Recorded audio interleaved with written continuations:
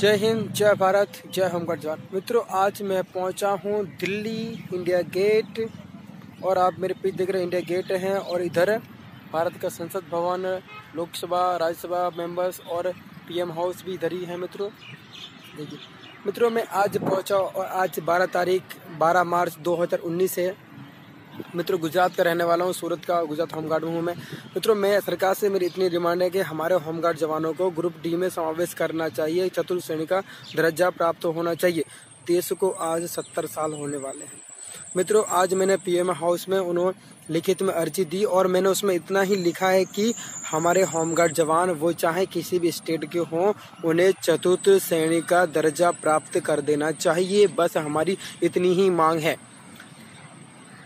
मित्रों, मैं उस गुजरात का रहने वाला हूँ जहाँ सरदार वल्लभ भाई पटेल ने देश को एकत्रित करने में अपनी भूमिका महापात्र दिया।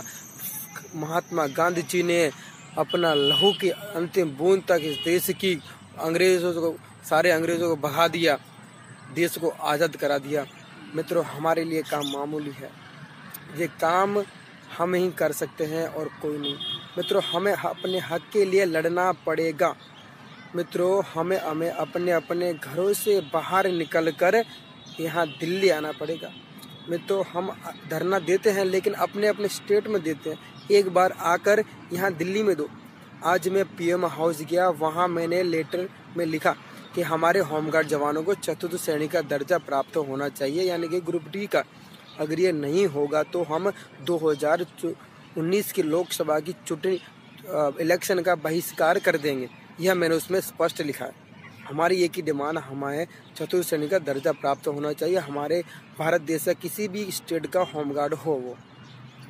और मित्रों, हम अपने हक के लिए लड़ना पड़ेगा, तभी हमारा हक मिलेगा। और अपने अपने राज्यों से बाहर निकलकर, अपने अपने घरों से बाहर निकलकर होमगार्ड यूनिट की इस भारत सरकार को दिखाएं कि हम कोई कमज़ोर नहीं हैं, हम अपने काम का ही वेतन लेते हैं, फालतू का पैसा नहीं लेते हैं। मित्रों, फिर हम अपने काम ईमानदारी से करते हैं तो ईमानदारी से सरकार को हमारी सैलरी भी बढ़ानी चाहिए और हमें बराबर का दर्जा यानी कि चतुर्थ श्रेणी ग्रुप डी का दर्जा प्राप्त होना चाहिए। बस इतने ही हमारी डिमांड है। मित्रों, तो अपने अपने घरों से बाहर निकलें और अपनी हक की लड़ाई के लिए यहाँ दिल्ली आएँ। मैंने एक आईएएस अधिकारी से बात की थी, उन्होंने कहा कि आप लोग अपने अपने स्टेट में धरना देते हैं, एक बार दिल्ली आ जाओ, मिलके सब दो, सरकार हिल जाएगी, देश हिल जाएगा, भारत की सारी सरकारें बदनाम हो जाएंगी राज्य की, जो अपने अपने बड़े ढिंडोरे पीटती हैं वे।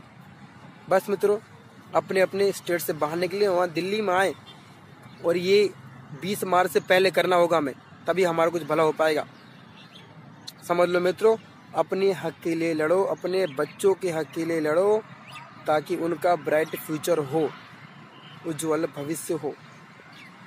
एक बात दिमाग खोस लो, कोई नेता, कोई एमएलए, कोई पार्टी अध्यक्ष आपकी मदद नहीं कर सकता जबकि आप अपनी खुद मदद ना करें। और हमारी मदद कौन कर सकता, हमारा ये कार्य कर सकता है सिर्फ हमें ग्रुप डी का यानी चतुर्थ श्रेणी का दर्जा सिर्फ भारत के पीएम और राष्ट्रपति यानी कि प्रधानमंत्री और राष्ट्रपति के अलावा इस दुनिया में कोई नहीं दिला सकता। तो हमें भी राष्ट्रपति और बड़ा प्रधान यानी कि प्रधानमंत्री के पास से ये कार्य कराना होगा।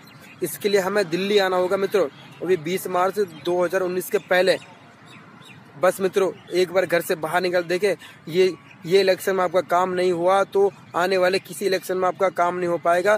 सरकारें 5 साल तक सो जाएंगी, आपको ऐसे ही वेतनाएं देनी पड़ेंगी। मित्रों, जय हिंद, मेरी बात दिमाग घुसेल लो। बस जय हिंद, जय भारत, जय होमगार्ड जवान। अपने हक के लिए लड़ो, अपने हक के लिए लड़ो। ये इसकी संविधान हमें इजाज़त देता है, हमारा संविधान हमें हक देता है। और एक बात मेरे अंतिम मित्रों, जो अपने हक के लिए नहीं लड़ा वो सदा ही मारा गया है, जो अपने बच्चों के हक के नहीं लड़ा वो सदा ही मारा गया है, वो हमेशा गुलाम रहा है, गुलाम ही रहेगा। अपने हक के लिए लड़ो, आगे बढ़ो। जय हिंद, जय भारत, जय होमगार्ड जवान।